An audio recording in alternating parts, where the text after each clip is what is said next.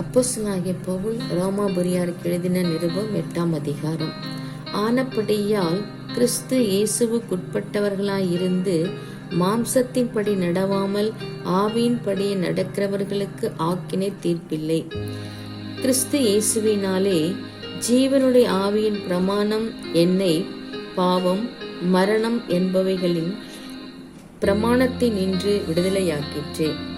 அதெப்படி எனில், மாம்சத்தினாலே பலவீனமாயிருந்த நியாய பிரமாணம் செய்யக்கூடாததை தேவனே செய்யும்படிக்கு தம்முடைய குமாரனை பாவ மாம்சத்தின் சாயலாகவும் பாவத்தை போக்கும் பலியாகவும் அனுப்பி மாம்சத்திலே பாவத்தை ஆக்கினைக்குள்ளாக தீர்த்தார். மாம்சத்தின்படி நடவாமல் ஆவியின்படி நடக்கிற நம்மிடத்தில் நியாய பிரமாணத்தின் நீதி நிறைவேறும்படிக்கே அப்படி செய்தார். அன்றியும் மாம்சத்தின்படி நடக்கிறவர்கள் மாம்சத்துக்குரியவைகளை சிந்திக்கிறார்கள், ஆவியின்படி நடக்கிறவர்கள் ஆவிக்குரியவைகளை சிந்திக்கிறார்கள். மாம்ச சிந்தை மரணம், ஆவியின் சிந்தையோ ஜீவனும் சமாதானமுமாம். எப்படி என்றால், மாம்ச சிந்தை தேவனுக்கு விரோதமான பகை. அது தேவனுடைய நியாய பிரமாணத்துக்கு கீழ்ப்படியாமலும் கீழ்ப்படிய கூடாமலும் இருக்கிறது. மாம்சத்துக்குட்பட்டவர்கள் தேவனுக்கு பிரியமாய் இருக்க மாட்டார்கள். தேவனுடைய ஆவி உங்களில் வாசமாயிருந்தால் நீங்கள் மாம்சத்துக்குட்பட்டவர்களாய் இராமல் ஆவிக்குட்பட்டவர்களாய் இருப்பீர்கள். கிறிஸ்துவின் ஆவி இல்லாதவன் அவருடையவன் அல்ல. மேலும் கிறிஸ்து உங்களில் இருந்தால் சரீரமானது பாவத்தின் நிமித்தம் மரித்ததாயும் ஆவியானது நீதியின் நிமித்தம் ஜீவன் உள்ளதாயும் இருக்கும். அன்றியும் இயேசுவை மரித்தோரிலிருந்து எழுப்பினவருடைய ஆவி உங்களில் வாசமாயிருந்தால் கிறிஸ்துவை மரித்தோரிலிருந்து எழுப்பினவர் உங்களில் வாசமாயிருக்கிற தம்முடைய ஆவியினாலே சாவுக்கேதுவான உங்கள் சரீரங்களையும் உயிர்ப்பிப்பார். ஆகையால் சகோதரரே, மாம்சத்தின்படி பிழைப்பதற்கு நாம் மாம்சத்துக்கு கடனாளிகள் அல்ல. மாம்சத்தின்படி பிழைத்தால் சாவீர்கள், ஆவியினாலே சரீரத்தின் செய்கைகளை அழித்தால் பிழைப்பீர்கள். மேலும் எவர்கள் தேவனுடைய ஆவியினால் நடத்தப்படுகிறார்களோ அவர்கள் தேவனுடைய புத்திரராய் இருக்கிறார்கள். அந்தப்படி திரும்பவும் பயப்படுகிறதற்கு நீங்கள் அடிமைதனத்தின் ஆவியை பெறாமல் அப்பா பிதாவே என்று கூப்பிட பண்ணுகிற புத்திர சுவிகாரத்தின் ஆவியை பெற்றீர்கள். நாம் தேவனுடைய பிள்ளைகளாய் இருக்கிறோம் என்று ஆவியானவர் தாமே நம்முடைய ஆவியுடனே கூட சாட்சி கொடுக்கிறார். நாம் பிள்ளைகளானால் சுதந்திரருமாமே, தேவனுடைய சுதந்திரரும் கிறிஸ்துவுக்கு உடன் சுதந்திரருமாமே. கிறிஸ்துவுடனே கூட நாம் மகிமைப்படும்படிக்கு அவருடனே கூட பாடுபட்டால் அப்படியாகும்.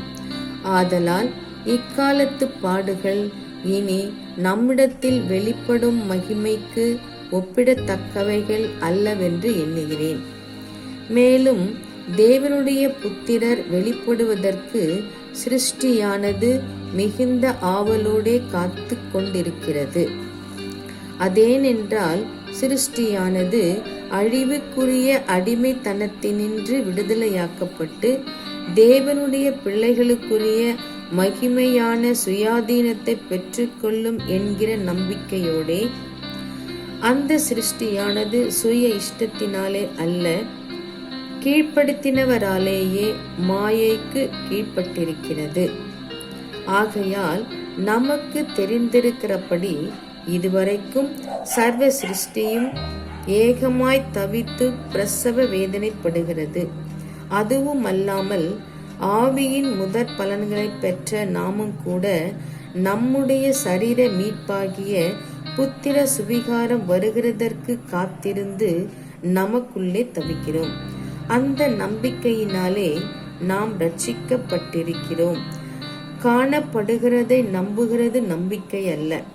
ஒருவன் தான் காண்கிறதை நம்ப வேண்டுவதென்ன? நாம் காணாததை நம்பினோமாகில் அது வருகிறதற்கு பொறுமையோടെ காத்திருப்போம். அந்தப்படியே ஆவியானவரும் நமது பலவீனங்களில் நமக்கு உதவி செய்கிறார்.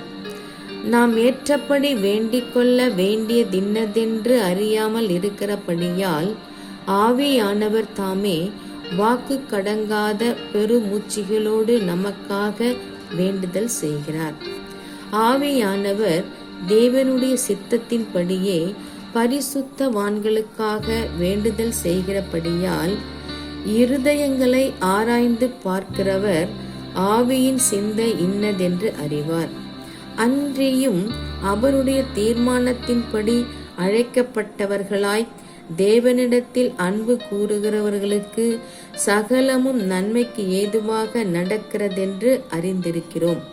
தம்முடைய குமாரன் அநேக சகோதரருக்குள்ளே முதற் பேரானவராய் இருக்கும் பொருட்டு தேவன் எவர்களை முன்னறிந்தாரோ அவர்களை தமது குமாரனுடைய சாயலுக்கு ஒப்பாய் இருப்பதற்கு முன்குறித்திருக்கிறார்.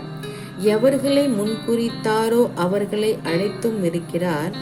எவர்களை அழைத்தாரோ அவர்களை நீதிமான்களாக்கியும் இருக்கிறார்.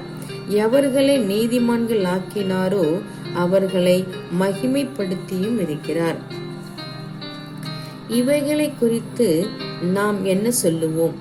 தேவன் நம்முடைய பட்சத்தில் இருந்தால் நமக்கு விரோதமாய் இருப்பவன் யார்? தம்முடைய சொந்த குமாரன் என்றும் பாராமல் எல்லாருக்காகவும் அவரை ஒப்பு கொடுத்தவர் அவரோடு கூட மற்ற எல்லாவற்றையும் நமக்கு அருளாதிருப்பதெப்படி? தேவன் தெரிந்து கொண்டவர்கள் மேல் குற்றம் சாட்டுகிறவன் யார்? தேவனே அவர்களை நீதிமான்களாக்குகிறவர்.